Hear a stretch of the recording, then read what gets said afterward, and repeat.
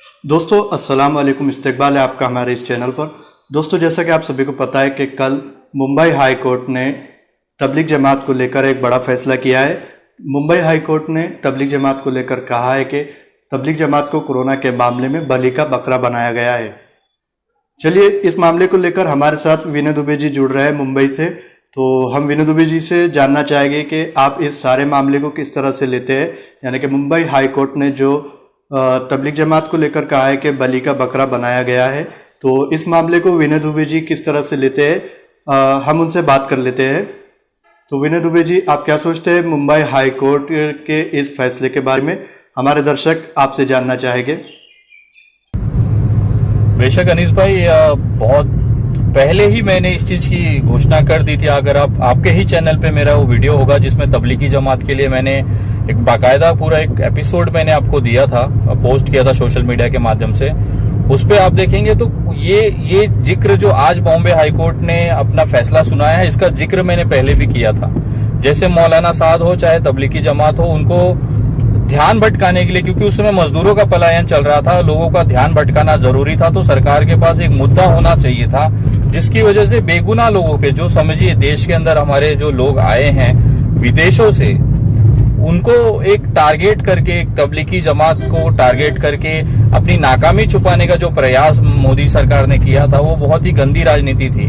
आज हकीकत सबके सामने है। मैं उन तमाम भड़वों से पूछना चाहता हूं कि अब आप इस पे क्या कहोगे जो तबलीगी जमात को लेके कोरोना फैलाने वाला कह रहे थे।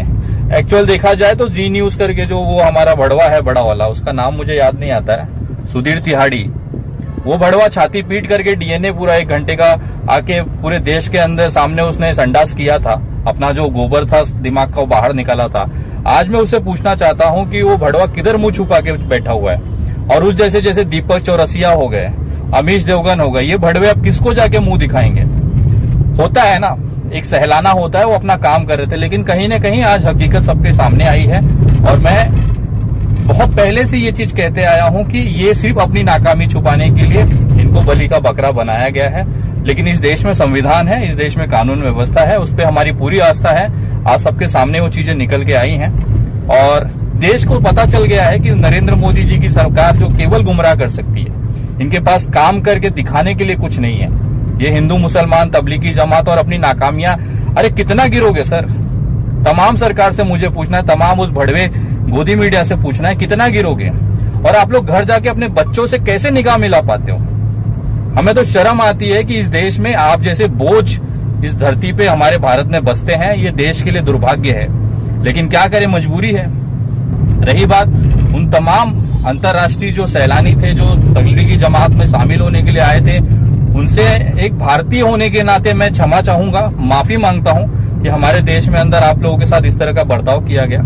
मैं खेद व्यक्त करता हूं और उसके लिए कहना चाहता हूं कि हमारे देश में सबसे नाकाम और हारा हुआ प्रधानमंत्री आया है, जिसकी वजह से आप लोगों को ये अपमान सहना पड़ा। हम पूरे भारतवासी आप लोगों से क्षमा चाहते हैं, खास तौर पे तबलीगी जमात से। मैं पहले भी ये चीज कहते आया हूं, आज फिर मैं पूरे भारत की तरफ से आप लोगों से, उन तमाम लोगों से मैं क्षमा मांगता हूं एक भारत की तरफ से, कि हमारी वजह से आपकी जो भावनाओं को ठेस लगी, आपके जो सम्मान को ठेस लगी, उसके लिए कृपया हमें माफ करिए।